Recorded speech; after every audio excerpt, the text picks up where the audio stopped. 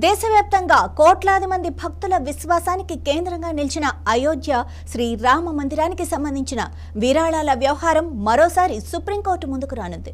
రామ మందిరానికి వచ్చిన విరాళాల్లో చోరీ, అక్రమాలు జరిగాయన్న ఆరోపణలపై దాఖలైన పిటిషన్లను సర్వోన్నత న్యాయస్థానం నేడు విచారించనుంది.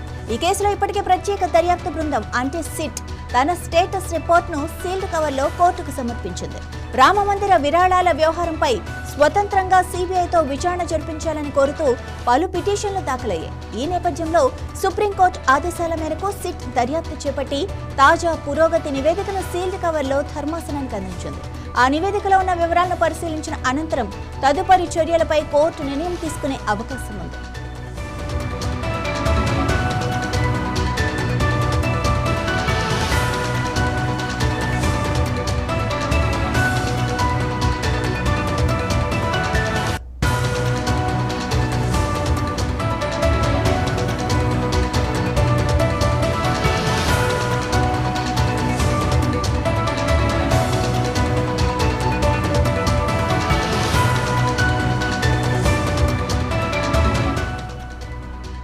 ఈ కేసు విచారణ సందర్భంగా గతంలోనే శ్రీరామ జన్మభూమి తీర్థక్షేత్ర ట్రస్టుతో పాటు కేంద్ర ప్రభుత్వం, ఉత్తరప్రదేశ్ ప్రభుత్వాలకు సుప్రీంకోర్టు నోటీసులు జారీ చేసింది.